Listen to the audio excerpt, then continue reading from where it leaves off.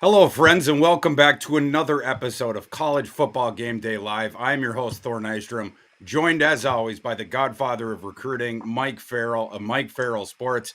Mike, you ready to get into the Week 5 card?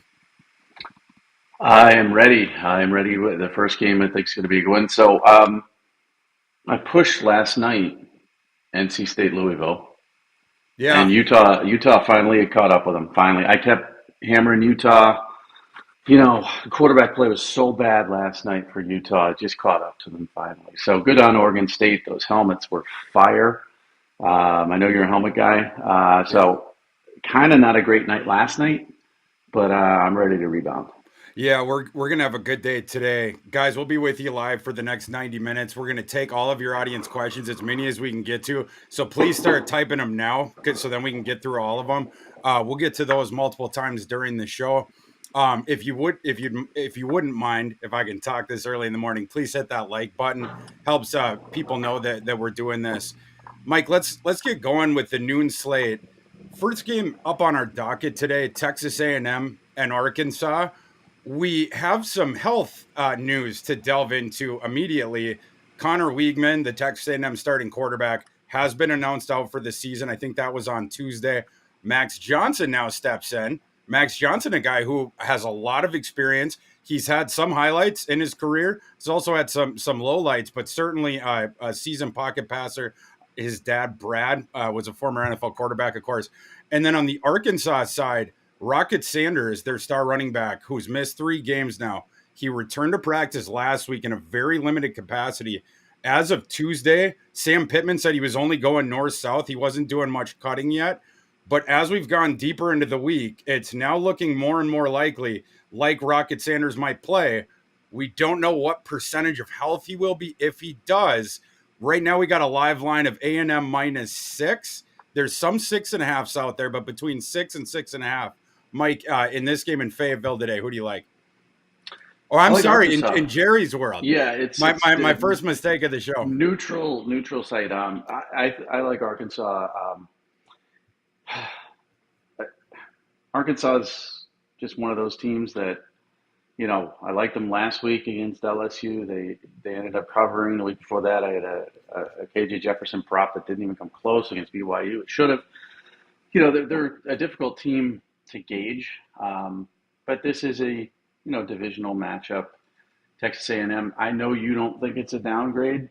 I'm not a big Max Johnson guy. I thought Wegman brought a lot more to the offense. I thought there was more energy with him in the offense last season and into this season. This is just a perfect. Oh, it just moved to 6.5, like just literally right in front of my eyes, from Mm. 6 to 6.5. So Arkansas getting 6.5 right now live, at least on DraftKings. This is a stub your toe opportunity for Jimbo and his team, and I think they're going to do that. I'm not saying money line it, but I think this is going to be a close game. I think Rocket Sanders is going to be back. The rushing attack hasn't been horrible without him, but he's such a difference maker. With everything they want to do offensively, if he can come back, even not at 100%, you have to pay attention to him. You can do a lot of different things. You look at the Giants when Saquon's in there versus when he's out. It's completely different offense. When Rocket's in, the defense has to account for him. They're going to lean a little bit towards his direction, any sort of misdirection, play action. I just think his return and Texas A&M, having a quarterback change, Jimbo, not a great coach in my opinion. I think Sam Pittman's going to have his team ready to cover 6.5. I'm not saying money line it, but they're going to cover. Rocket Sanders coming back for sure matters if that's what's going to happen, assuming he's anywhere close to 100%. When I don't like Arkansas, it's when either Jefferson or Rocket is out. That team really needs both those guys active. The offense just bogs down without it. Arkansas doesn't have a very good offensive line. They don't have many playmakers at receiver. They give up a lot of sacks, a lot of pressures. KJ Jefferson, the sack rate, 112th in the nation in sacks per dropback. The pressure number is basically the same, 119th Arkansas in pressures allowed, 120th in blown block percentage. So they really need KJ and Rocket so that the defense doesn't know where the ball's going, etc. Uh, I don't know how healthy that kid is. Based on things that even Sam Pittman was saying earlier this week, it seems as though he would not be 100%. And for that reason, those two guys not being there or at 100%, I'm going to go with A&M here. I'm going to lay the points. Mike, to what you were saying before, I don't think it's much of a downgrade between Weigman and Johnson. They're different quarterbacks for sure. Johnson is more your prototypical just stay in the pocket fella. A&M's so here's the key of this game. Arkansas's defense, they play like this hair on fire type style. They send a lot of heat. They're happy leaving themselves thin on the back end and just hope the pass rush gets there, or we'll crowd the line, whatever. If you can pick up the pressure and you don't give up the sacks, you don't give up the TFLs, you can rip them for long plays all game long. Texas A&M has been decent in terms of avoiding defensive havoc. A&M is number 41 in havoc rate allowed on offense. I think because of all that, I'm looking for a big game out of Max Johnson here. I think he has a big game against this pass defense. I also think Anaya Smith has a big game. So I will go right into props here. I'm on the overs on Max Johnson. I think they're set too low. You look at the A&M passing offense since Bobby Petrino took over this year, the passing totals, they've been higher than that. And Arkansas's pass defense is not good enough to bake in that discount. I think another part of it, of course, is the backup quarterbacks coming in. But Max Johnson, I told this stat to Bogman earlier this week, Farrell. He looked it up himself because he thought I was misstating it. I'm not. Anyone out there, you can go and look this up right now. Max Johnson, a career 42-7 TDI&T ratio. I realize he hasn't always been perfect, but this is a guy who's been around for a very long time. He's played in these big SEC type venues, and he's played pretty well. He has not thrown an interception since he's been at A&M. I don't think that's much of a downgrade. I think he passed for a lot of yards today. I think Anaya Smith goes over his total, which was set too low. That was set low 50s. Anaya Smith, the last two games, has become a focal point of that aerial offense.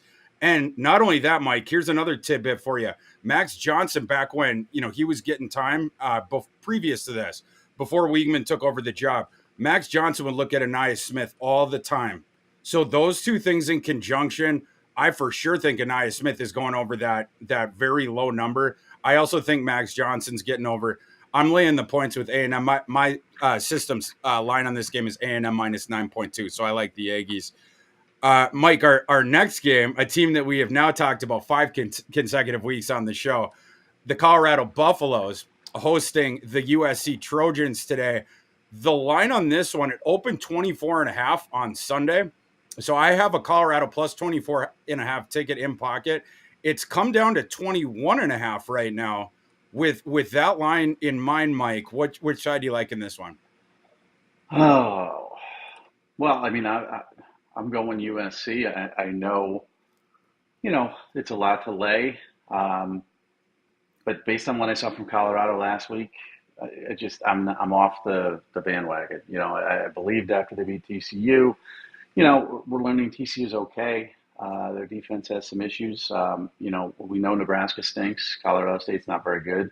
They played their first good team in Oregon and got destroyed.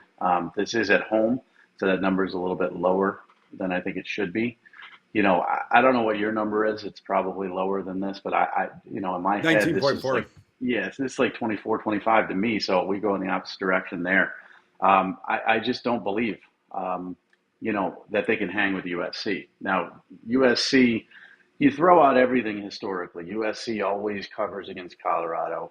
The over is always something that happens, in a USC football game, but the number's so high, it's 73.5. I'm not sure what it is live, but it's just a ridiculous number. You throw out all that because you've got a new Colorado team, a new coach, a lot of the historical numbers, but just looking at this, I think USC needs a big victory here. I think they want to be the epicenter of college football for 1 week. Oregon was last week. They put it on them 42-6. They're trying to keep up with the Joneses a little bit here. I think they need to win this game by 35 plus points, or people are going to start questioning if they give up a lot of points, which Alex Grinch's defense tends to do. People are going to question that as well. So I think you're going to see them super focused, go into Colorado, absolutely drub them. Shiloh Sanders is apparently out. Yeah. Travis Hunter's out. The offense did not look dangerous whatsoever last week against an Oregon defense.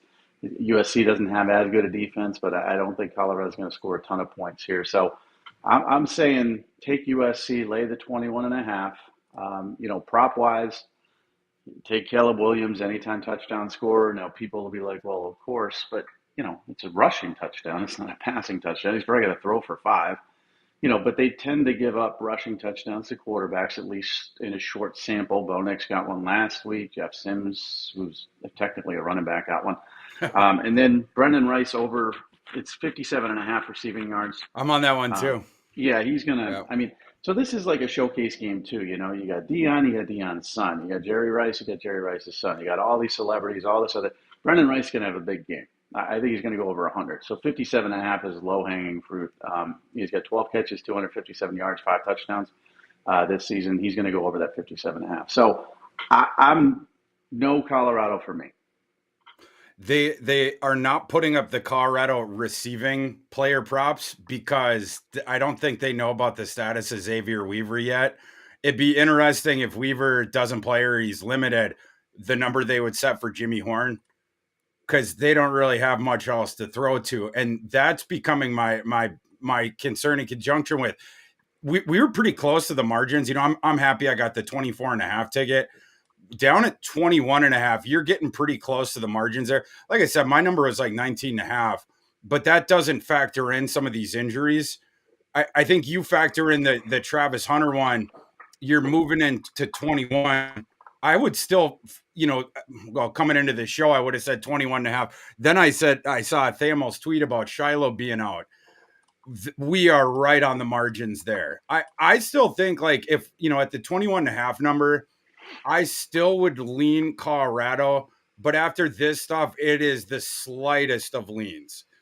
This is a game where, again, holding a 24.5 ticket, I'm going to be looking to live bet it on the other side if I get that opportunity to try to get a middle.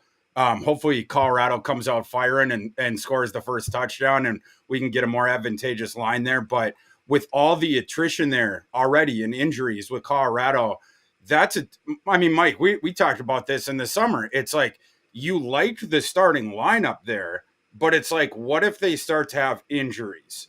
That was the concern. And like now we're going to start to see, well, we did last week without Hunter, without Shiloh there too. It's getting tough. We're getting close to the margins.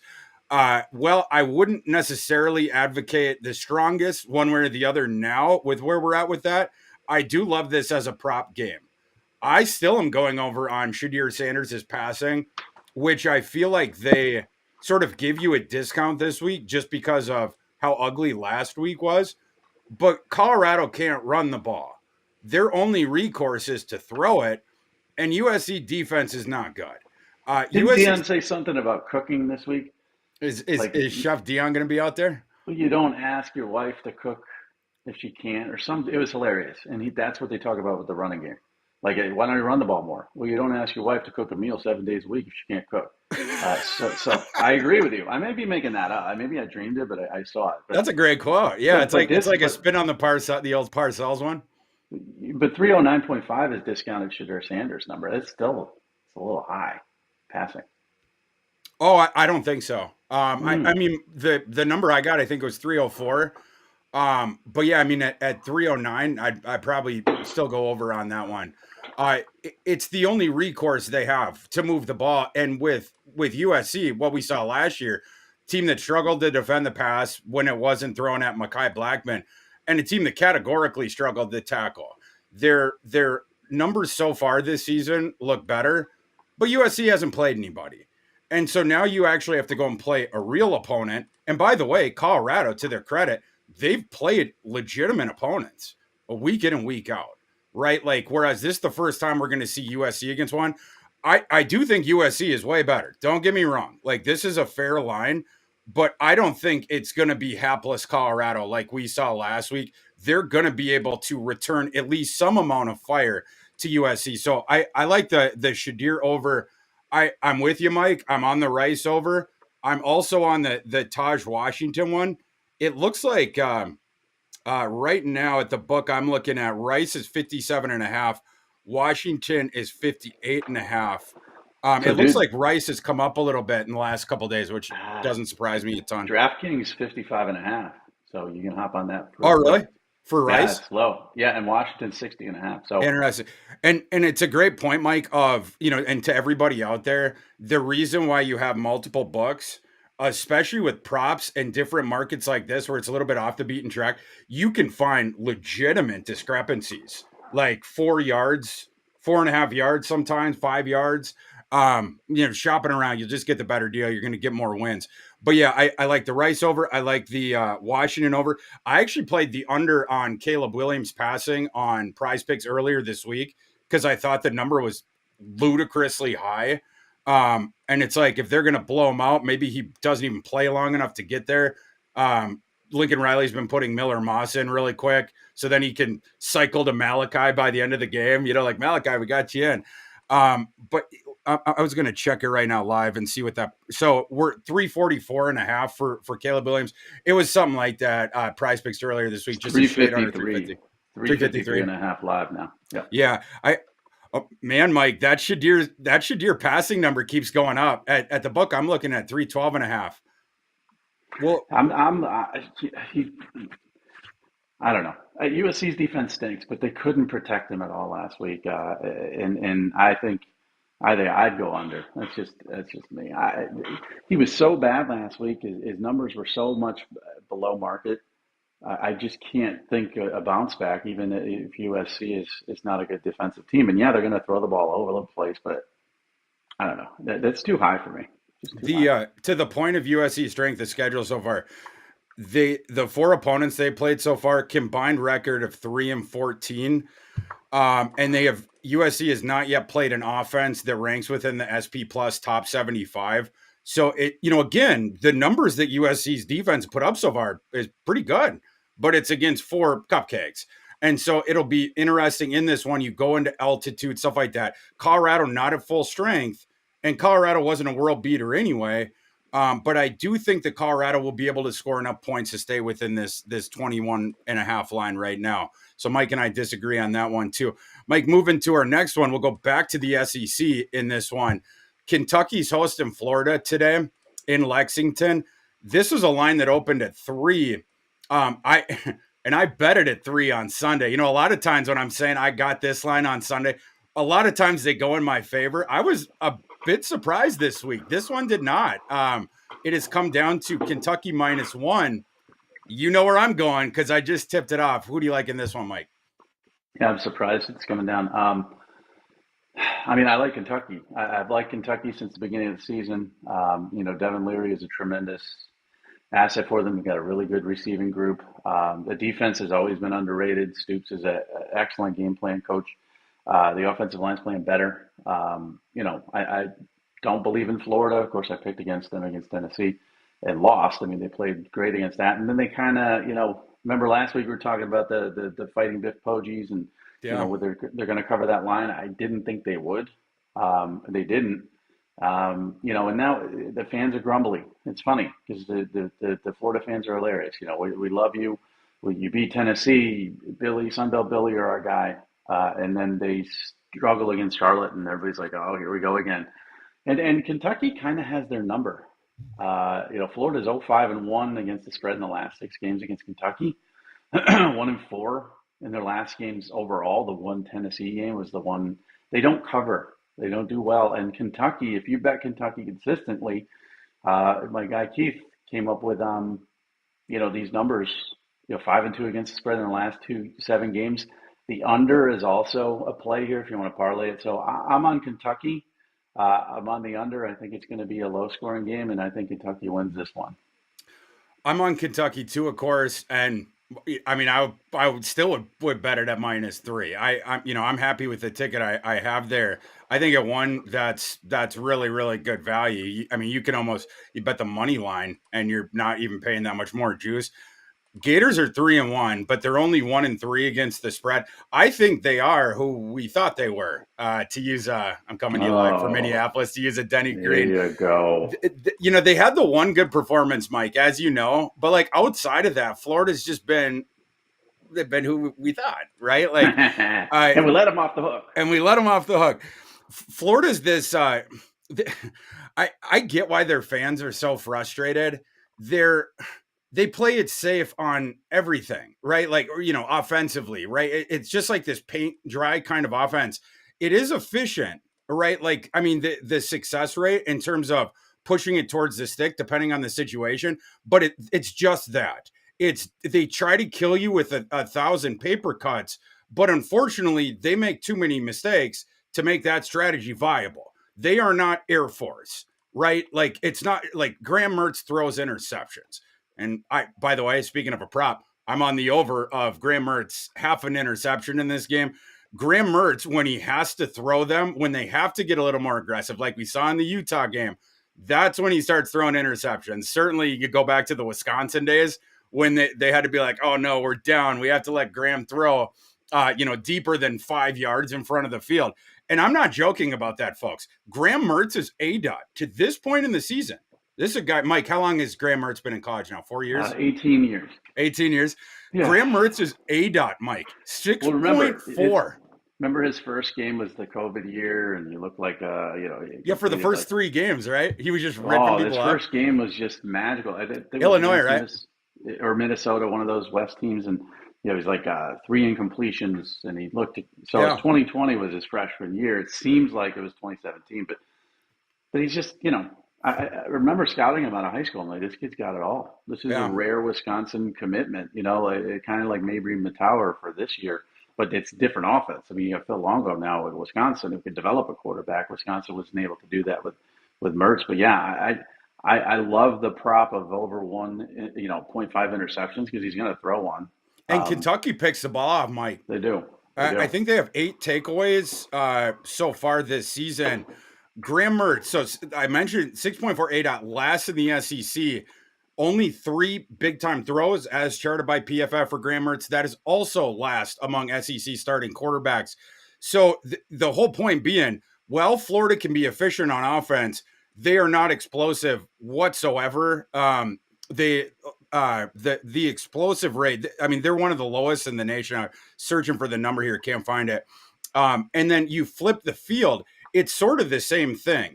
Florida's defense can do stuff to try to keep you off schedule. The efficiency metrics on their defense are pretty solid, but they get ripped for explosive plays all the time, right? And so it's like this team that they can do some of the little stuff, but the big stuff they are incompetent at. Unfortunately for them in this matchup, one of the reasons why I like Kentucky so much is this Florida defense gets matadored on the long plays. You can beat them over the top all the time. The Wildcats, one of the most explosive offenses in the country so far, with the caveat small sample size. The schedule strength hasn't been awesome for Kentucky yet, but on offense, explosive play rate, number 4 marginal explosiveness for the Wildcats, and also on defense, number 7 for Kentucky in terms of defensive explosiveness. Kentucky also has a huge special teams edge here. There's so many roads for Kentucky to win this game, whereas there's like 1 or 2 for Florida. And both of them involve Kentucky stubbing their toe and then Florida playing like their A game or whatever. I mean, the other thing you have to say is Kentucky's been really good at home. Especially during the Stoops era, but over last decade plus. Whereas Florida in the recent past, Mike, as you know, been way better in the swamp than these games where they go away from it and play legitimate opponents. Just speaking of Mark Stoops, 9-4 against the spread, 69.2% as a home favorite of 4 points or less while he's at Kentucky like this one is. Against this Florida team that has not been traveling very well, I'm for sure laying the points. I don't understand why that line has come down. I don't care. I'm going to lay the points. So prop wise, please. Because they're going to beat them over the top. So the rushing props for Davis, 77.5. I would go under that because Florida. I went under on that too. Agreed. Yeah, Florida front 7, they can stop the run. They give up like a little over 2 yards per carry. They don't give up explosive plays. Mike Davis is going to have to break at least 1 or 2 long ones to get over that. But I agree. I'm on the under. Yeah, and they don't. I mean, they've only 12 carries this season of 10 yards or more. Florida's given up 4 of 20 more, and just once have they surrendered a 30-yard run. So It's not going to be. He's going to need a big run, and it's not. I don't think it's going to happen. So I go under there, but I do think they're going to beat him through the air here. Yeah. You can get, Devin Leary's number is 226.5, but you're laying a vig to get that. You can get plus 155, 250 yards or over, and I think that's a good value. I would go there. I think he's going to throw for over 250, and you can get a plus premium on it if you do his alternate passing yards. Yeah, I said under on Davis. I'm also on the under of Montreal Johnson. Florida uses the two backs. When they get game scripted the other way, they have to start abandoning that, and it can get wonky for both them real quick. Johnson, for me, was a pretty easy under as well. I'm over on the Leary as well, Mike. And then I went over on they Kentucky has like three different receivers where they're all set in the 40s by the book because the book doesn't know it. Key, Robinson, and Barry and Brown. I think I went over on Key and Robinson. Last week I got it flipped. I went between Robinson and Brown. I went over on the one, under on the other one, and I got it wrong last week. We'll give it another shot this week, but a way more advantageous passing environment here. And again, the way that I see this game script gets away from especially the Florida running game, but where they're going to have to play from behind. That's what leads to Graham Mertz having to sort of go beyond his import as a thrower. That's always when you see the takeaways for the defense. And this Kentucky defense makes plays on the ball and turns the field around.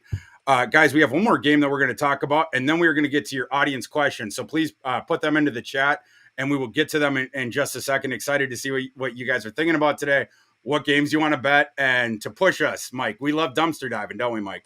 You love dumpster diving. I love dumpster diving. I don't. So test me. Okay, the last noon game that Mike and I are going to talk about on our docket. This is an interesting one, Mike. Clemson traveling to Syracuse today. We have a line of Clemson by 7. Is that justified or not? We'll have to see. But Mike, as you know, the Carrier Dome, is it called the Carrier Dome? It's not called the Carrier Dome anymore. It's got to be sponsored by something now. They switched it to some sort of, I forget. But Mike, we're old now. We just call it. It's the Carrier Dome. It's the Carrier Dome. So, and it used to be like gorgeous and pristine. Now it's kind of a dump compared to all the other. But remember when the Carrier Dome was like, oh my gosh, it's like the Taj Mahal, and now it's like, ugh. Yeah, maybe not now as much. And now the sponsor's happy that we don't remember their name. But we'll call it the Carrier Dome. It's been a house of horrors for Clemson, whatever the heck you call it. We have seen a big upset where Syracuse upset Clemson. We have seen multiple times where Syracuse probably should have completed an upset against Clemson and just couldn't close it off. And now you have Mike. When's the last time we've seen a Syracuse team that looked this good? Right. I mean, we don't know yet because we're not at the end of the year. But last year.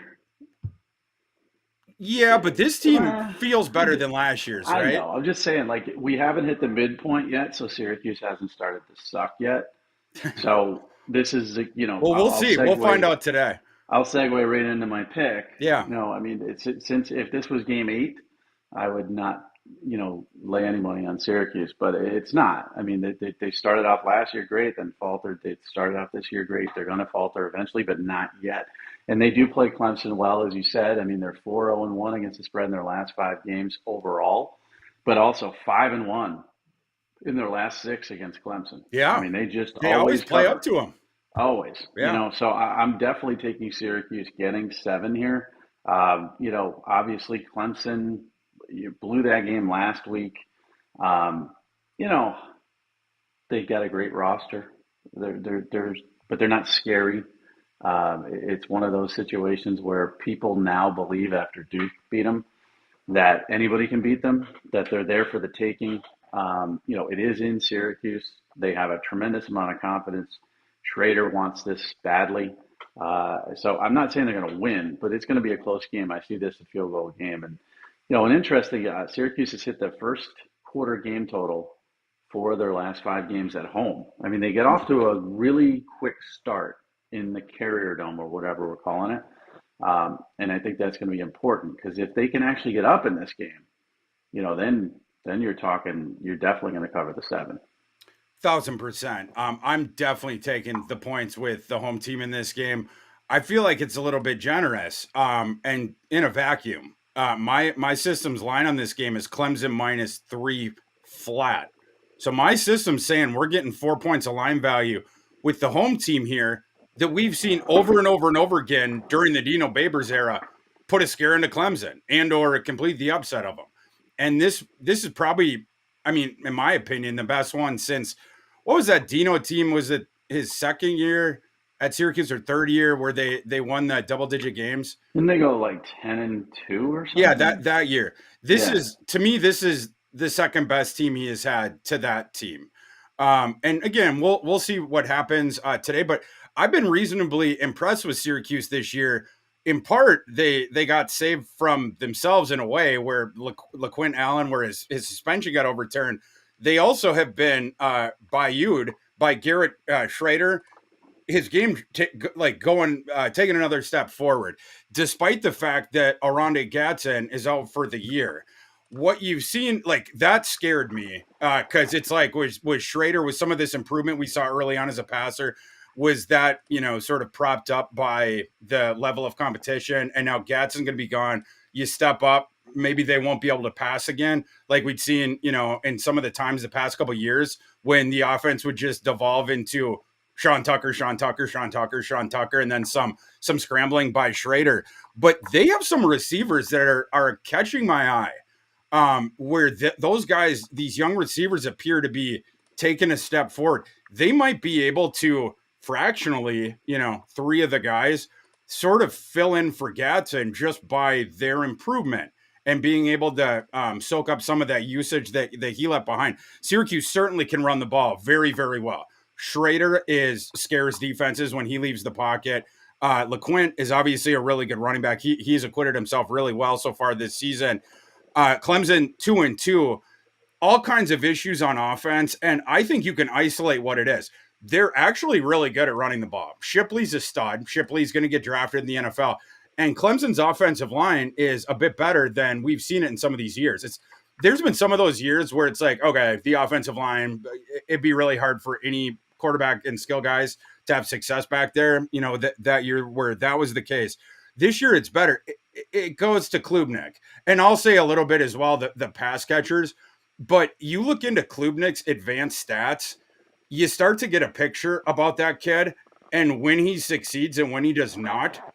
When he's good, it's two things: in clean pockets and off of play action. And especially when it's both of those on one play, that's when he goes up. I think I seen this stat on I think on Action Network this week where off of play action his accuracy percentage jumps up 10%.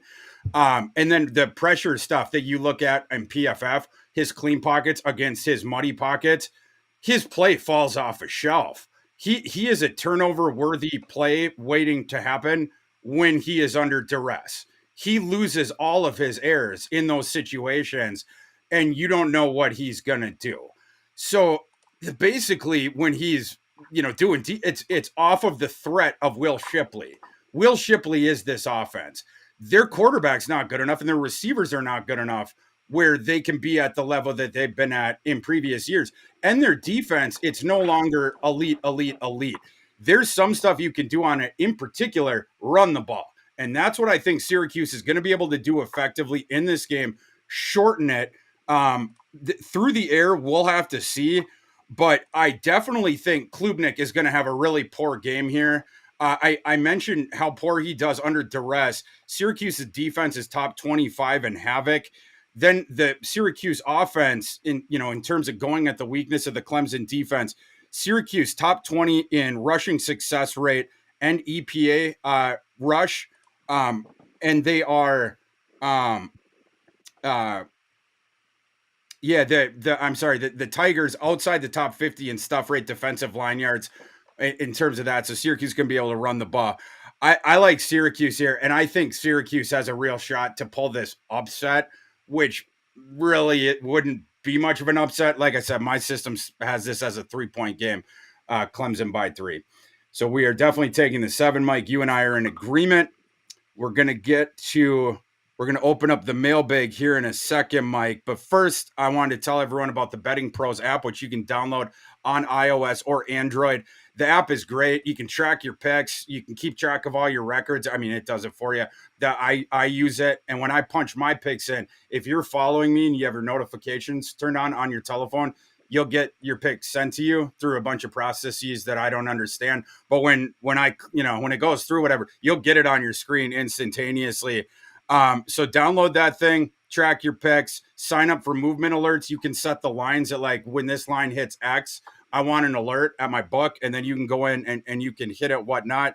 Follow the experts, turn on those notifications, go to bettingpros.com/apps to set your line alerts today. All right, Mike, let's open that mailbag. Our buddy Mike Huseman asks us, I like the over in Iowa and Michigan State at 36.5. Do you guys agree on that one? Mike, we'll start with you. Nope. I've been hammering the under for Iowa all year. You know, the one game where they scored 41 points was fascinating and unbelievable, and I lost that one, but I've won every other one. Nope. Not going to believe it. Brian Ferentz is horrible. That was one of the most inept offensive performances I've seen ever last week. It was really like almost painful to watch how bad they were. And Michigan State, I mean, this is a program in disarray. They don't have a good defense, but it's not Washington exposing them out there. I mean, this is Cade McNamara and arguably the worst offense in the country. So, no, take the under.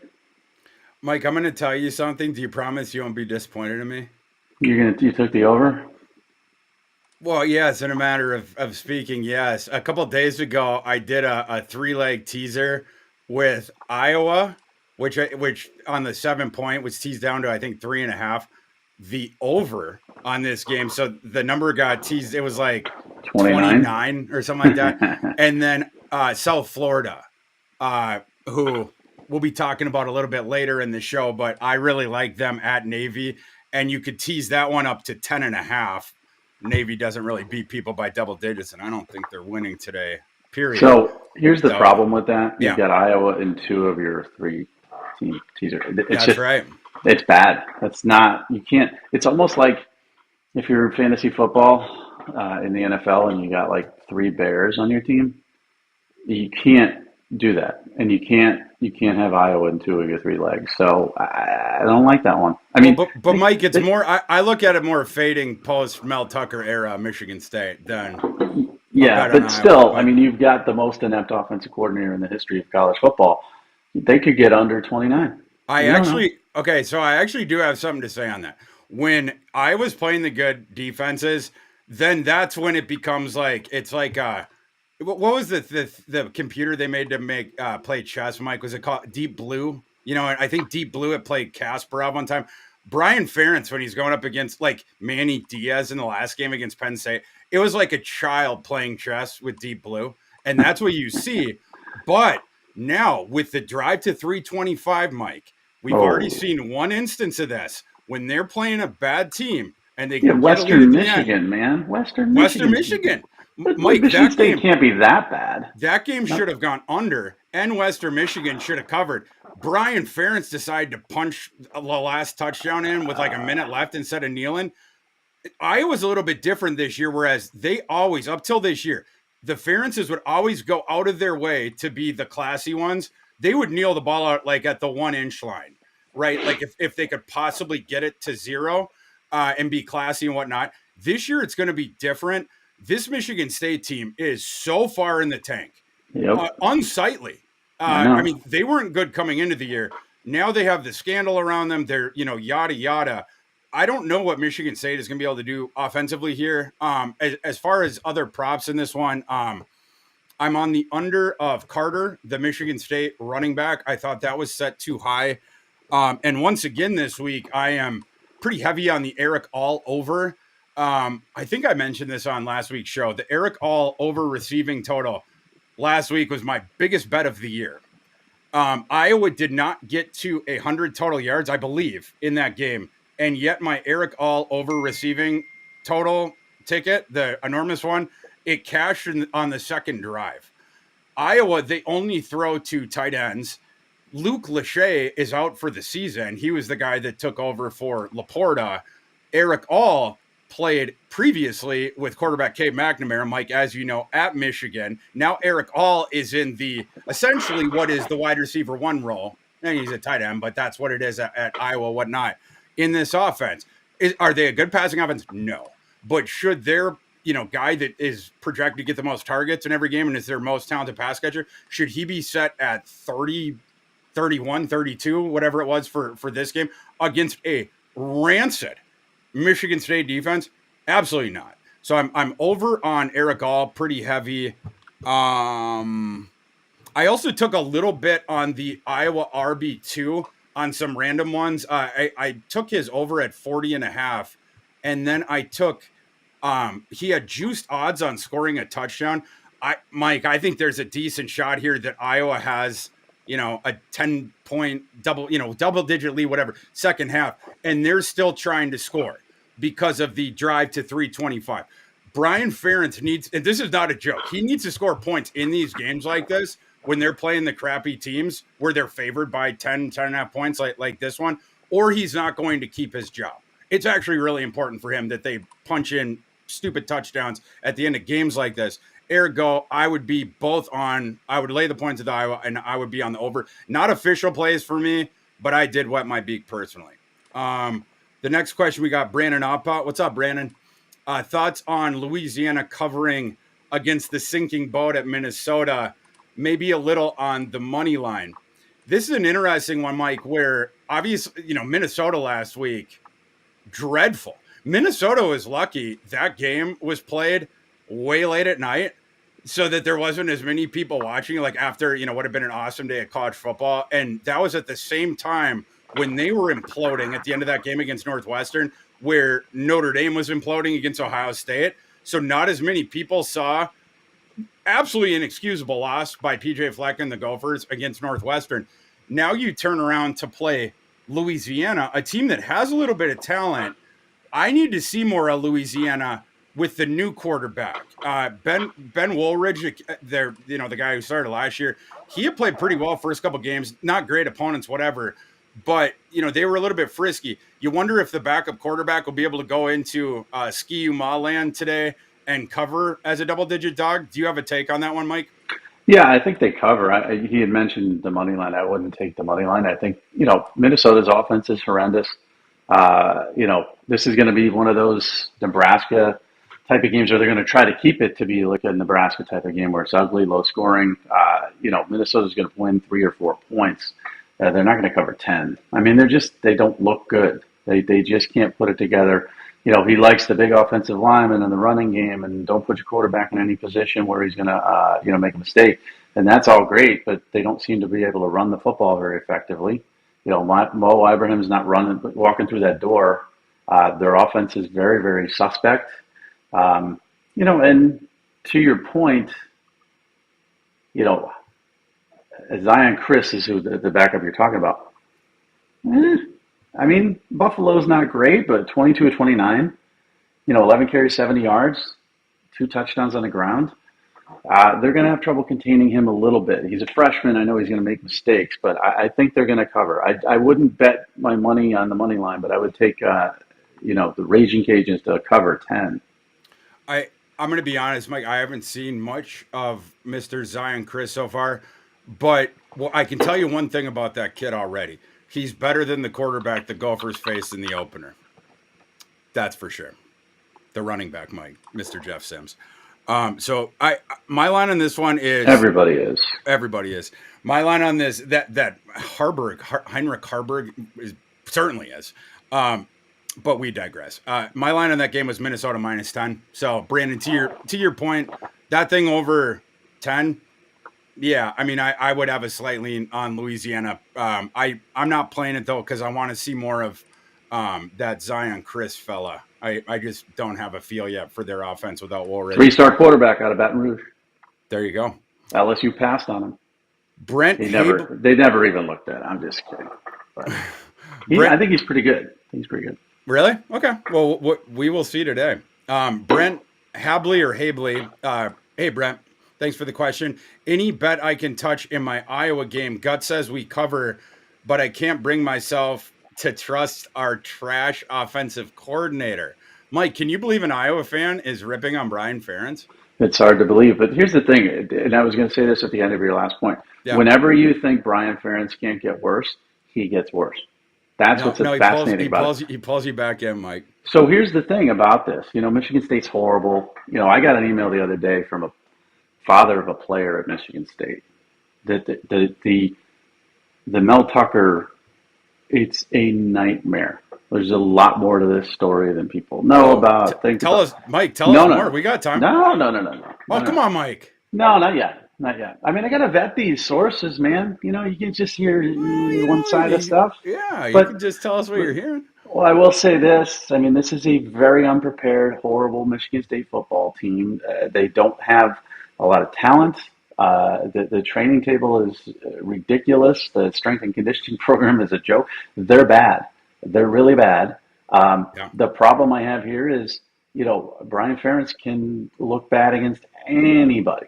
I don't care how bad you are. Not against Western Michigan, Mike, and not against Michigan State. He does good in that state. Okay, yeah, and I think Michigan State still got more talent on that team than Western Michigan. I just don't trust putting my money in the hands of Brian Ferentz. So I don't trust the line. I don't trust. Now, I do trust putting my money against him. I'll take the under, and I'll take the money. But if you're an Iowa fan, I don't bet this game at all. I don't say you're going to cover because you might not. You could lose this game outright because you just don't know. This guy's capable of things that we haven't even seen yet. We haven't even scratched the surface of how inept he is. Mike, I know that you're not going to tell us the details, but I do have a more general question about that communication. Yeah. I'm interested if when Tucker first left, I was wondering if there's going to be a percentage of that roster looking at their fourth appearance, heading into the fifth one, that would leave the team and be looking towards the transfer portal after the season. We've seen this at some other programs.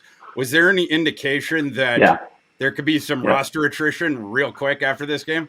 Yeah. So I've been told 11 players for sure are gone, including 4 of their top 2023 recruits. So 4 freshmen are leaving, and 11 players total on the roster so far. And you still like Michigan State with that number against Iowa today? I don't like Michigan State. Okay, you're going to just like Michigan State. Brian Ferentz scares me. Okay. It's like, okay, listen, I don't have children, but let's say you got a 6-year-old kid, right? Yeah. And you want to get to the grocery store and it's 2 miles away, and you put him in the car and let him drive. Yeah. Anything can happen. And a lot of it bad, and then Brian Ferentz is a 6-year-old kid with the keys to a car. So I don't trust it. That's my thing. We've had multiple great Brian Ferentz allusions already in this show. Nicholas Hulda asks us, weekly Rock Chalk check-in, Neil and Brooks overs. Nicholas, thank you for the question. We got that one on the but we got a couple more questions to get to, but we're going to be talking about that one next, Nicholas. So just bear with us in a second. We just got to get through a couple more questions. Thank you for that one again.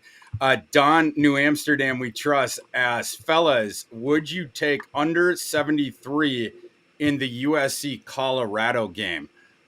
We are, with where that one's going, we are getting closer to the margins. My system's total though is 78.9. I would still be on the over. You had the news today with Shiloh. I know Travis Hunter being out, it hurts Colorado's offense, but it also hurts their defense, right? To the point of the over-under thing. And then you lose Shiloh. Colorado, the secondary, not looking great against a pretty deep USC wide receiver core, and obviously the best player in college football. And I think that one, it comes down to, and Mike, you and I disagreed slightly about this, so we might have different takes on this. I just think that Colorado will be able to score. I mean, not against TCU or Nebraska or whatever, but enough to stay within that 21.5 points, even though I can see that USC is going to score at will. I don't see how Colorado slows them at all. My worry on the over is, when does Caleb Williams go out of the game? How out of hand can this get? You know, and And it's a again, legitimate concern, Mike. Mike, do you remember when I took the over in USC Stanford? yeah, yeah, And it yeah. was like, I think the number was 59.5, and USC was up, I believe, 45-0 at halftime. Someone would have to check my memory on that. And it didn't go over. I was so ticked. USC at halftime, they took out all the starters, right? So it was Miller Moss, but then they were just running the ball every time. And so they weren't even trying to score, right? It was just like, let the play clock go down, whatnot. And it was all the kids playing. And then Stanford, they would be going for it on fourth. So like they would drive it down the field and they get it inside the red zone.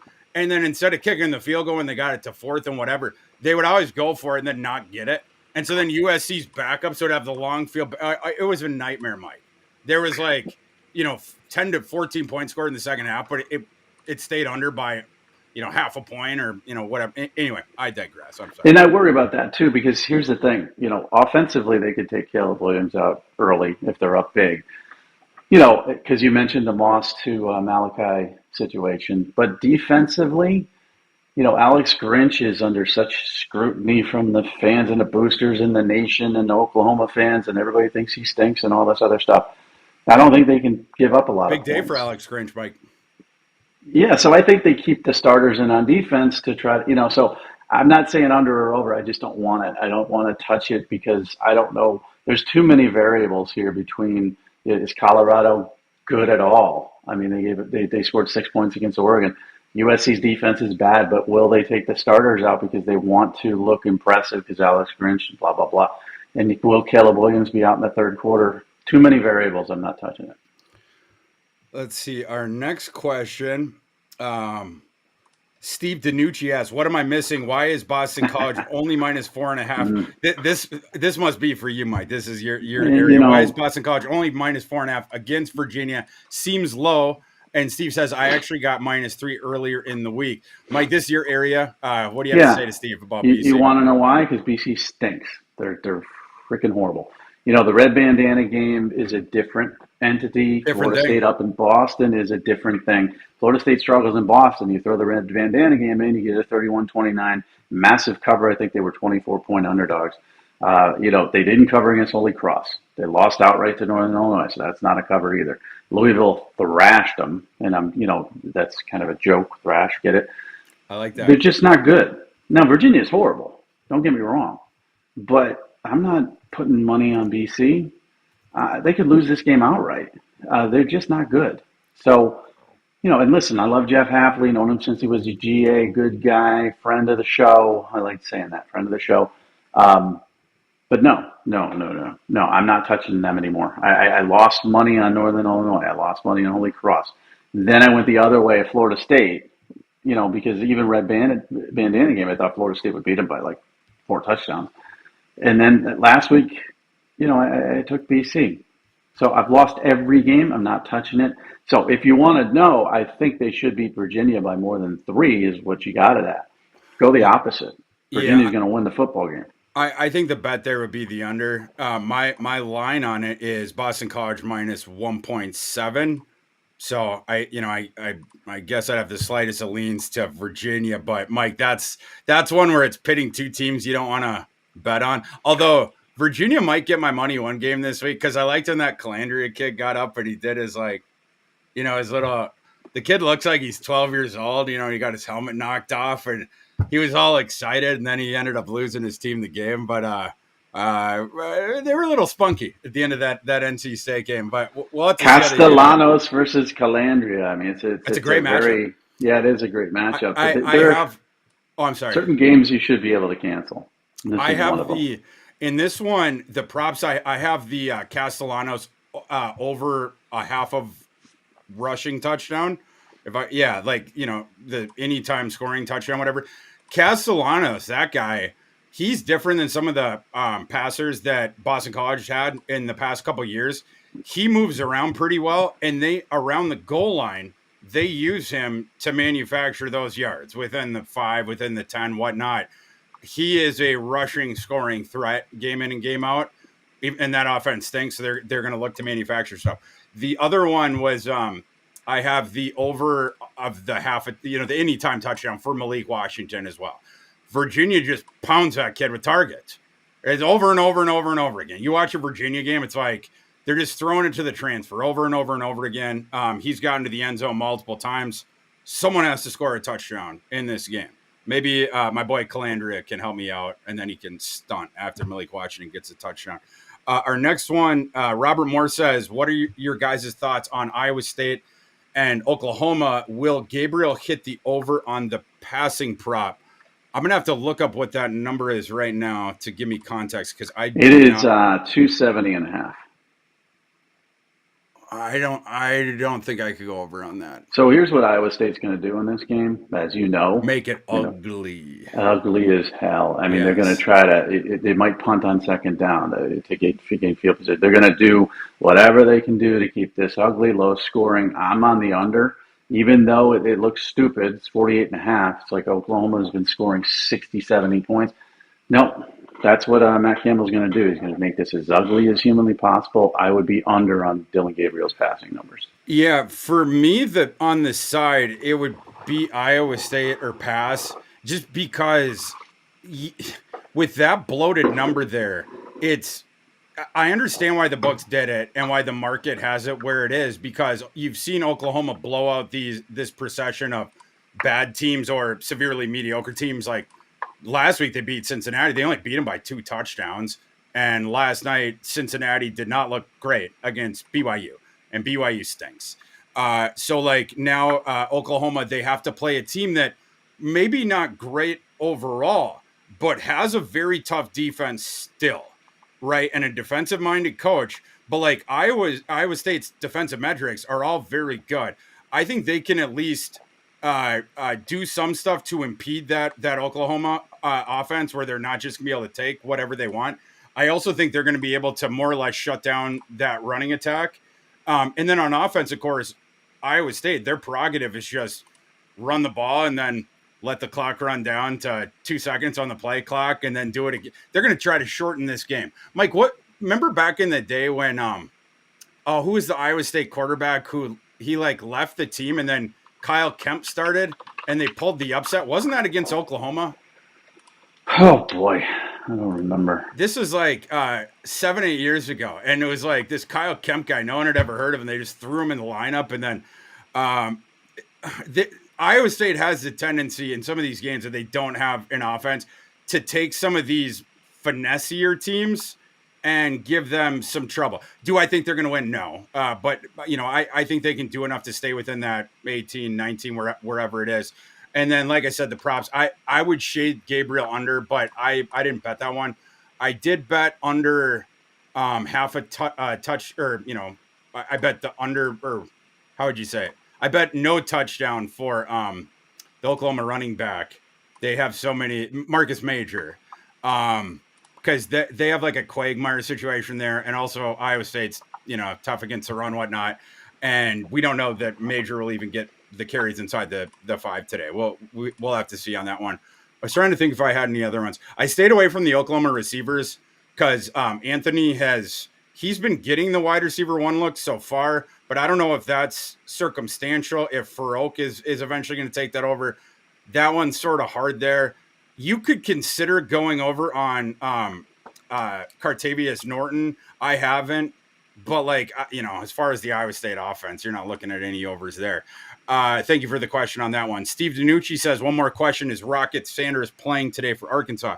Yes, he is, Steve. Mike Lukovich says, do we like Bo Nix over 15 rushing yards today? We do. I do. Against Stanford, yeah. I think so. Bo Nix runs more than people think. And, yeah, against a bad defense, they're not going to be able to sack him. So, I mean, he's going to have a couple scrambles that gets over that, and then the negative yardage won't come out. Then Mike Lukovich says, thoughts on SPG with Katron Same Allen. game parlay. Katron Allen and Singleton for Penn State. Plus 130 is not enough. It's not enough for both of them to score a touchdown. I mean, they both could. Northwestern's horrible. Yeah, I agree with that. I'd like that number to be fatter. That's a little. You got to get a little bit, Mike. I think you got to get a little bit of a better line to do that. Yeah. So we'll Oh man, Mike. We gotta go. We gotta go I quick know on we're way behind. our Listen, on our middle segment. happened. No problem. I'm going to be very succinct on all three of these games. Well, we don't need to be succinct on the first one. This is the game that people Oh, came here we here go. Of to course, listen to. of We course. have one of the nation's most inspiring teams, a team that a lot of people are calling America's team, the Kansas Fighting Jayhawks, heading into Austin, Texas, Mike, a place where they have made it a house of horrors for the Longhorns in recent years. Jalen Daniels goes in there a couple years ago, the first year of Leopold. Kansas pulls the upset on the 2-point conversion, Mike. The Jayhawks ended the Charlie Strong era by upsetting Texas then. Mike, today we have a line of Texas minus 16. It's dropped. Some sharps in the market are circling Rock Chalk. Are you feeling the Rock Chalk love, Mike? The future Michigan State head coach. Mike, do not gaslight me on the show, Mike. Don't do He's that's not. not fair, Mike. He's not taking that job based on the information that I have. Good, What's going on in Michigan State? He's not going to take that job good, good, unless good. they give him a Mel Tucker $100 million guarantee to the And boosters they might. again. If they do, then he'll take it. Yeah, Kansas is going to cover. I mean, 17's a lot. They play Texas well. Texas is going to win this football game. I'm not predicting an upset, but Kansas knows. I mean, Lance knows how to play this team. He knows, how to keep this game somewhat close. He wants to keep it close into the third quarter, fourth quarter. I'm not sure if he'll be able to do that. They could be down 10, 13, but he's going to cover. I mean, the offense is good enough for Kansas. They don't want to get in a shootout, of course, but that's what they're going to have to do. They're going to have to score 30 points to stay within that number, but I think they can. Texas has a good defense. Kansas's offense is extremely underrated nationally. They're one of the best and most fun Yes. offenses you're going to see. So they're going to stay within that 17 number. Yeah, the play for me, I think, in this one is the over, Mike. To your point, like I think this line is more or less fair. Like in a vacuum, my system has it a little bit higher, but Texas has an enormous overlook here. Next week is the Red River, we call it rivalry now. Red River Shootout is what it is, just like the Carrier Dome, Mike. We're staying with our old stuff. But Texas has overlooked to next week. Kansas has, in especially in the recent history, has played Texas pretty well. Kansas will be up for this game. And Mike, to your point, Kansas's offense, it translates. Is it like a behemoth like Washington or USC? No, but like they can manufacture yards because first of all, Jalen Daniels, super smart quarterback, dual threat, has a much better arm than you would think from his frame, and he can run the concepts, but also the Mike, who's Andy? How do you pronounce the last name? Kadalaki or something? The offensive. I need to learn how to pronounce this guy's name. It's just hard to say. The Kansas offensive coordinator, Andy K. Andy K. One of the better schematic guys that nobody knows about in college football. People are going to get a shot to watch. People out there, you're going to get a shot to watch Kansas today. Watch what they do pre-snap and the way that they set up defenses and specifically put guys in the back half into conflict, play in and play out. They can also get you to tip your hand about what kind of coverage you're in, certainly where your numbers are going to be. And so then Daniels knows, essentially what side of the field he's going to go to, although he's not totally like for instance, Hendon Hooker. Jalen Daniels will go through the progressions if you make him. He's also pretty good under pressure. Daniels, to this point in the season, Jayhawks overall, they lead the country last year they led the country in EPA per pass. This year, Daniels 90.5 PFF passing grade is awesome. Kansas is third in passing success rate. And once again, they're in the top 10 in EPA per pass. Why this matters is, Mike, as you know, nobody's running against Texas. Devin Neal's having a very good season. I actually bet a couple of his unders this week at Prize Picks. I didn't put a individual prop bet on him, but I took a couple tickets with Neal's under because everybody struggles to run against Texas. The path for Kansas staying viable in this game is using that formation and then Jalen Daniels and hoping that he makes the correct decisions as it goes, that he gets the ball up before the pass rush, which generally he can do. He can buy time with his legs. Texas is susceptible on the back end. They are not perfect there, especially with the explosive passing plays. And I think that is what Kansas is going to try to set up. I think they're certainly going to skew more pass heavy.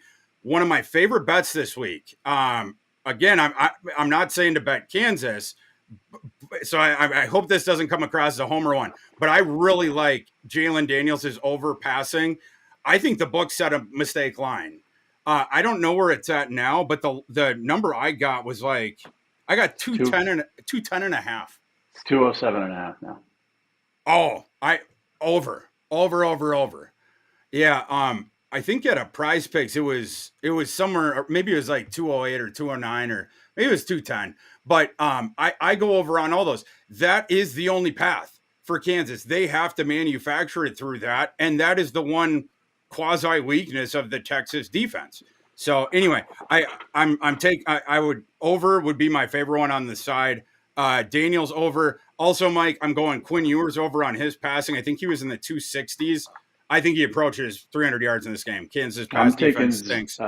Xavier Worthy over 62.5 receiving yards. So the you and I are in different receivers. I like Adonai Mitchell. I also, because he was in the 40s. I also like Jatavius Sanders. Kansas's defense does not have a guy that can match up with the matchup problem that Jatavius Sanders brings. Ewers been looking at him more and more. But either way, Mike, we agree. Like it's like over City here, right? Yep. Yeah, Yep. agreement. Next game, 3:30 Eastern kickoff. Georgia traveling to Auburn. Mike, does Auburn have any shot at this game outright, and do they have any shot to cover this game? No shot outright at all. I mean, the quarterback play is just abysmal. It's horrible. Georgia's going to, I think this is going to be a sort of a statement game. So here's the thing. Recruiting comes into play here. Hugh Freeze coming into Auburn. Gus Malzahn got out of Georgia. For some reason, they're closer to some Georgia prospects than UGA is. It's not that he stopped trying to recruit, they stopped winning battles in that state. Hugh Freeze comes in, that's his first focus. It's not in-state because Nick Saban kind of, rules the roost there. He's going to win some in-state battles, but he's going to lose more than he wins. Georgia. And there's so many talented players in Georgia that he can win some battles there. So he's going hard at Georgia recruiting-wise. Georgia's going to want to send a message to Georgia in-state kids. You ain't going to Auburn. I think Georgia's going to run it up here. Not that there's bad blood between Kirby and Hugh Freeze or anything like that. I just think it's an opportunity for Georgia to put their foot on their throat, win this football game big. And based on Auburn's lack of quarterback play, they're going to be put in a situation where if they're behind, they're going to have to throw the ball, which is even worse for them. So I'm taking Georgia to lay in the 14.5. So this one's a lean for me. I will say I don't actually have any money on this side because I'm staying away. But if I had to bet this one, I would be on Auburn. I even say that with some trepidation. What you're basically leaning on with Auburn, it's the recent success at home against the spread and Hugh Freeze's history of success as a double-digit underdog, both against the spread and then also pulling outright upsets. He has numerous in his pocket.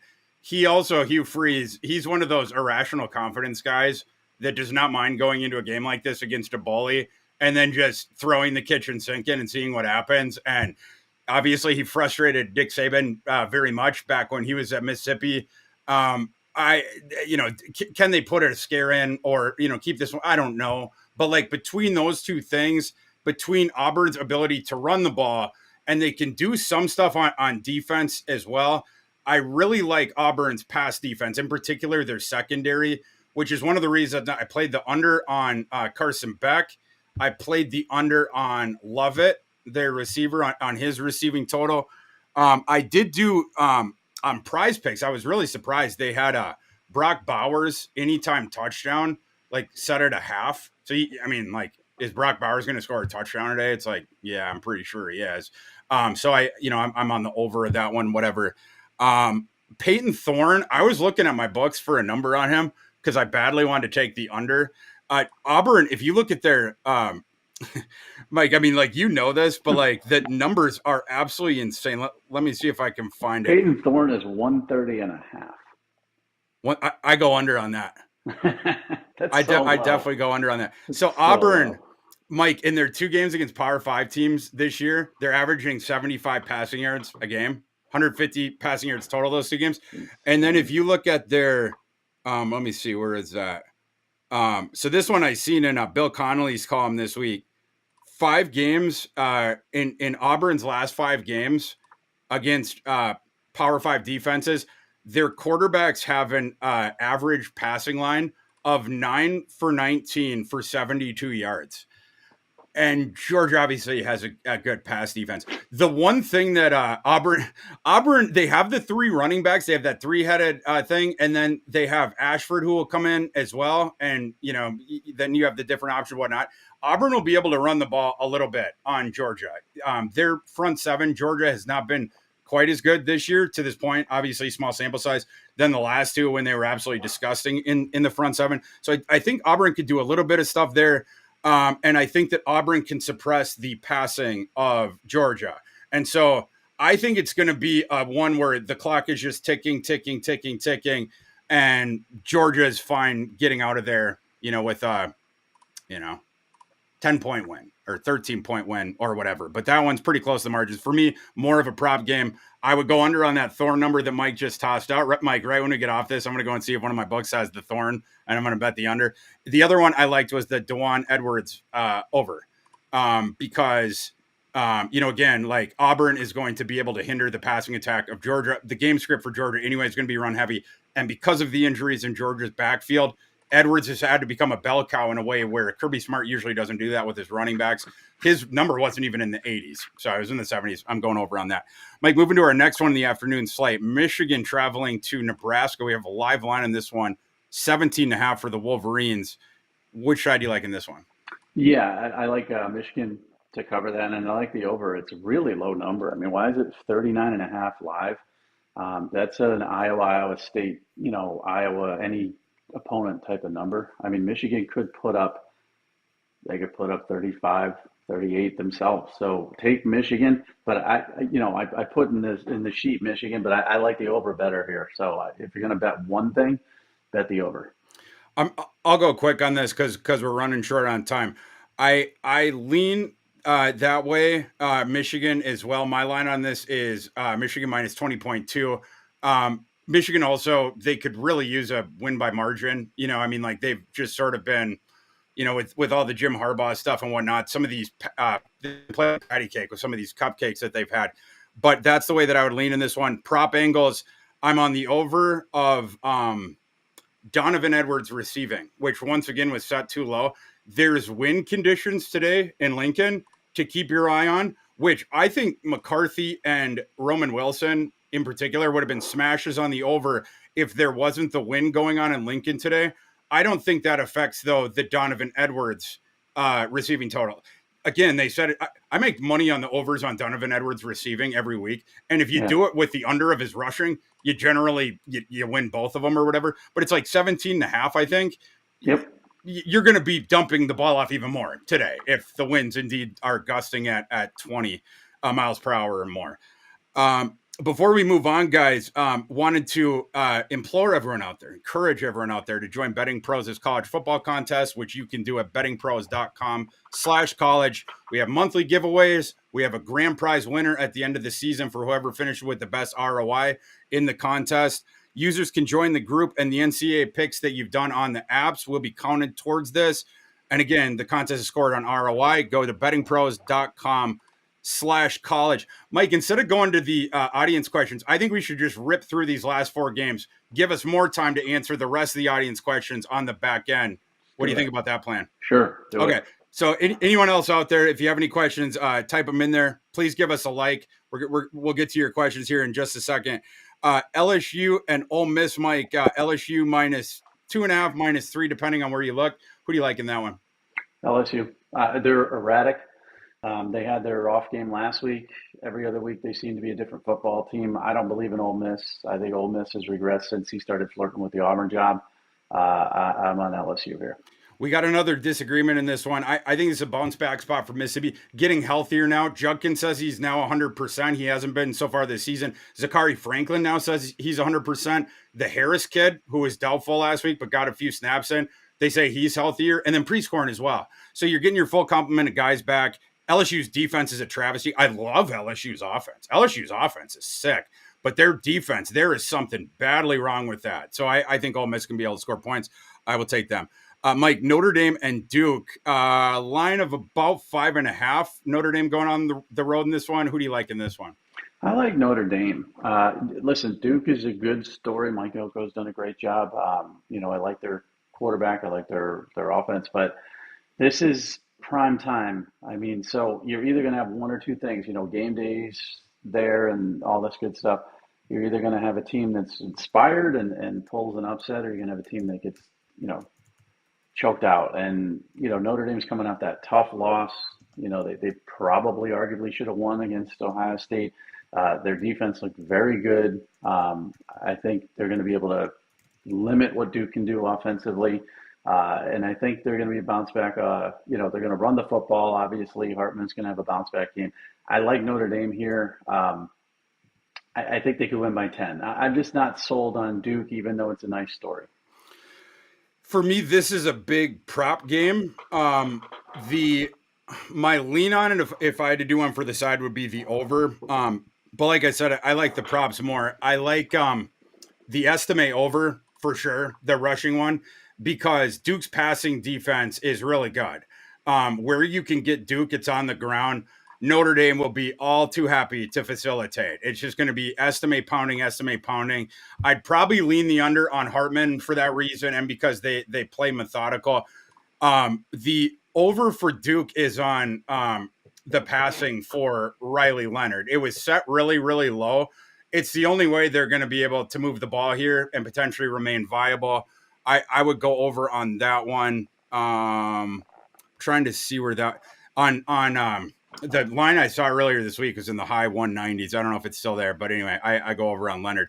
Mike, well, let's just group these two together, Mike, the last two, and then we'll get to the audience questions to close this thing out. Two SEC games tonight. Kick in, well, one of them, the first one, South Carolina at Tennessee, kicking at 6:30 p.m. Central, 7:30 p.m. Eastern, and then Alabama, Mississippi State is a 9 p.m. Eastern one. Mike, South Carolina is a 12.5 point underdog heading into Knoxville today. Alabama is a 14-point favorite going to Starkville. Who do you like in those two games? Yeah, I like South Carolina. The Tennessee team that I saw against Florida, I don't think should be a 12.5 point favorite against the South Carolina team that, coming off the victory last year. And yeah, I know there were a lot of players that were out, blah, blah, blah. I get it. But South Carolina, knows how to play Tennessee. They know how to defend them a little bit. They've got familiarity. It's a divisional game. 12.5 just seems too much. Tennessee's going to win the football game, I believe. But I'll take South Carolina to cover that 12.5. And I don't like the line at all for Alabama, Mississippi State. 14 is a horrible number. Don't touch it. It's probably right around there. I like the over. I think it's going to be a higher scoring game. 46.5 seems low. Alabama's offense is starting to turn a little bit with Milroe. They're starting to finally utilize his strengths and run an offense that complements him. So I think they're going to have a big day. But Mississippi State's going to score some points too. I agree with you, Mike. I'm on the over in the South Carolina Tennessee game. We're in the low to mid 60s there. 63.5 was the last one I was seeing. My total on that one is 71.1. Spencer Rattler, we saw last year, Tennessee, their pass defense resurrected his career because it's so bad. Statistically, maybe just slightly better this year, but they haven't played anybody yet. So you don't know. I would project Spencer Rattler to have a good game. I'm on his overs. I'm on Xavier Leggett's overs as well in that game. You can pair those two guys, whether you're at Prize Picks, whether you're at your book, and get sort of the correlative multiplier on that one. So I like those ones. I went under on the Joe Milton passing, which was set right around where Spencer Rattler was in the 260s. So those are the ones I did there. But yeah, I go over in that one. And then in Alabama, Mississippi State, I totally agree with you, Mike. Where that line is, it's really hard because that's where the line should be, is between 14 now. My line on it is Alabama minus 14.5. I like the over in that one as well. I think Will Rogers, we saw him finally get out of the tank last week as far as passing goes in this new system. He'll be able to throw the ball on Bama a little bit. Marks will be able to get some yards there. So Mississippi State won't be totally offensively impotent. Mississippi State's defense is way down. I don't know what's going on there because Arnett, I thought that was the idea, is like have the continuity, yada, yada. They have not been good yet this year. Milroe should have a solid game through the air. He made the one mistake last week, but otherwise the accuracy looked a lot better. And I'm not sure that Mississippi State can get any heat on him. All right, Mike, we opened up some time to get to our mailbag again. Let's see. 2K Mike asks us thoughts on Penn State versus Northwestern with any props. 2K is leaning Penn State minus 27, and he's thinking Nicholas Singleton over 81.5 rushing yards because Northwestern has allowed a minimum of 100 yards in every game this season. Thoughts, Mike Farrell? Yeah, I think they've given up a 100-yard rusher in every game this season. I 27's a lot, but Northwestern's horrible. I would if I had. I'm not betting it, but if I had to pick a side, I would pick Penn State. We had asked about the prop, the Allen and Singleton each scoring a touchdown prop, but there's only plus 30. I would want that to be closer to plus 220. Singleton over, I think, is a good one. Allen over rushing yards is a good one as well. I'm not sure what his number is, but yeah, it's going to be a run game. It's going to be a physical game. Penn State's just going to pound it against a depleted Northwestern defense and probably not have to throw the ball a lot. So the rushing props definitely, and I would lean towards laying the 27. Yeah, my line on the game is Penn State minus 26.3. So I'm right in line with where the market is. I think it's more of a prop game. I wouldn't disagree necessarily with the Singleton rushing yardage. I didn't do it with Singleton, but I did do overs on his fantasy points on Prize Picks, whatever that was. So, I mean, like, I'd be down for that. I also did the over on, I did an anytime touchdown for Allen as well. Both those, like Mike's mentioning, Northwestern's run defense stinks. Their pass defense is also an abomination. I think Drew Allar's yards were set too low. This feels like a good game where Drew Allar can just go nuts, right? Like last week, they won 30-0, but they're playing a really, really good defense. And Drew Allar played really good. Like you go from playing a top 3 defense last week, now you're playing pretty dang close to a bottom 3 FBS defense. Northwestern beat Minnesota last week because they finally figured it out on offense. And then they dragged Minnesota into deep waters inexplicably because Minnesota's like, oh, we don't want to be in a quasi shootout that goes into overtime, yada, yada. That's the only path for Northwestern here, obviously, to get within this number is to do things on offense. They are not stopping Penn State whatsoever. So I don't disagree with any of that stuff. Mike Huseman asks us, Arkansas State and UMass, we've seen some line movement now at UMass minus 2.5. What are your guys' thoughts? This was my dumpster dive segment on a show earlier this week, maybe with Welsh on Sunday.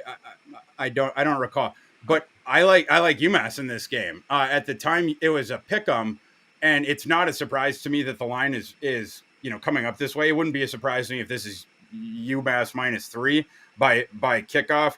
My thought, and then we'll get yours, Mike, is Arkansas State. I think they're 2-2.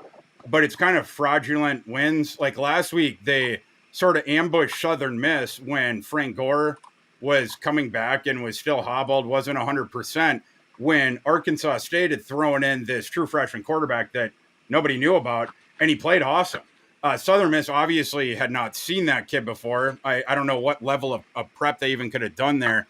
And so Arkansas State sort of caught lightning in a bottle, whereas UMass has been, I think they're 1-3 or 1-4. I forget what the week. They're 1-4, but is it 1-4? Okay. But they had a couple near misses, right, Mike? Yeah. I mean, last week it was New Mexico in overtime in a game that UMass absolutely should have won, and then previously it was Eastern Michigan, in a game that maybe they should have won. So that's a 1-4 team that. Very easily could have been 3-2. UMass is at home. I think UMass is the better team slightly. We're diving to the deepest part of the dumpster here. But I would take UMass if that. I'll take Don Brown over Butch Jones. Oh, easy. I'll just be succinct. So that's what I'm taking. I'll take Dr. UMass. Blitz over the crybaby. Yes, exactly. We got one on. Let's see. Maybe this is Mike asking this. I'm not sure. Sorry to ask 2 questions, but it's for the money line on South Alabama, James Madison, and Troy, Georgia State. Thanks, guys, each week. Thank you. So he's asking about the money line on South Alabama, James Madison, and Troy, Georgia State. We have another fun week in the Sun Belt, Mike. That is an extremely fun conference. Those 2 games, we haven't gotten to them yet, so we can hit them just really briefly here. I'm on or actually on those games, I'm not on a side, but like my systems line on that, Georgia State minus 2.1. Although I think, again, I'm not betting it, but I think I would lean the other way. I think I would lean towards Troy, just because I think Troy is not the best matchup for Georgia State. Georgia State, their two biggest weaknesses, pass defense, and then on offensively, their passing attack is only good when the running game is humming. It can't stand alone, kind of a thing. It needs to play off of that. Troy, they spread the field with the receivers. Not a dynamic passing attack at all. It's just the quick hitting, get the ball out quick and try to have the yak stuff, whatever. But Georgia State, I don't even think can defend that. They haven't been playing like last week. McCall went for over 300 yards. The week before that, an FCS team went over like 400 against Georgia State. So anyway, I think I would lean Troy in that one. And then the other one, James Madison. My line on that one is James Madison minus 4.1. But that's another one I think I would go against my system if I had to. I'm not betting that one either. But I think I would lean towards the road dog in that one with South Alabama taking the points. Mike, what are your thoughts on those? I Georgia State and South Alabama. Now he's asking money line, so I think those two teams are going to win those football games. Okay, well I'll go both the dogs, the road dogs in that. We'll juice up that parlay. Okay, Mike, we have reached our favorite. We got to do our little hammer and fade, right? Yeah, we've reached the last segment of the show. We'll start with Thor's hammer, which I don't want to toot my own horn, Mike, but toot. Thor's hammer 2-0 so far this season. We'll see if we can stay perfect, make it 3-0. My hammer today is South Florida, the aforementioned South Florida Bulls. Sort of did the foreshadowing earlier on about this. I have a South Florida +4 ticket. Mike, is it now? Is it 3.5 or is it 3? Somewhere in there. I don't really care. I'm taking South Florida. I think South Florida wins this game. South Florida is the better team. This thing's being priced like these teams were the ones that they were last year. They're not. Navy has gotten progressively worse these past couple of years, and this is the worst rendition of it. They should have done what Army did and gotten out of the flex bone business, and instead they doubled down on it. Even after they got rid of Niumatalolo, and their defense stinks as well. Whereas South Florida, that Golish guy can coach, Mike. They all of a sudden, South Florida, who was just rancid for years and years and years, Golish comes in, and all of a sudden it's like, oh, they can do some stuff. Like their defense, they have a pass rush. Like the Alabama quarterbacks were under duress that entire game. On offense, that the Brown kid, what's his name? I was going to say Barry on Brown, but then I was like, that's a Kentucky receiver. That's a Kentucky. I'm blanking on his first name, but the new quarterback, I think it's B Brown, but I'm forgetting what. But anyway, that kid can do stuff where you have both the dual threat element to his game, and you can also at least somewhat scare the defense with the passing game as well. Obviously, they're running up tempo and everything. Contrasting styles there for sure. But I think South Florida goes in and beats a Navy team that probably should not be favored in that one. That's Thor's hammer. Mike, What is Farrell's fade this week? So last week I faded Ole Miss because I didn't believe in them, and that worked out pretty well. This week I'm fading Duke. It's not that I don't believe in them. I think Elko's done a great job, but Notre Dame joined the ACC in a pseudo manner for a reason. They're 9-0 against their last 9 ACC opponents against the spread. And it's going to be 10-0. They just play well against the ACC. This is a good spot for Notre Dame. So fade Duke. They're not ready for this yet. They're a good story, but they're not ready. I love it. Well, Mike, it looks like we've wrapped this thing up. Everyone in the room, thank you so much for spending the last 90 minutes with us. If you don't mind, before you go, click subscribe on there so you see all the stuff as we come up. You'll remember the show next week. It'll give you alerts on that. Hit that like button as well. Thank you so much for all your questions. But it is all the time that we have for today. Please subscribe to the Betting Pros podcast, where you can get Mike and I's midweek podcast, new this season, comes out every Wednesday. And of course, we're going to be back here 1 week from today, where we're going to do it again, 10 a.m. Eastern to 11:30 a.m. Eastern, for our deep dive weekly into the college football betting card. For Mike Farrell, I'm Thor Nystrom. Let's cash some tickets.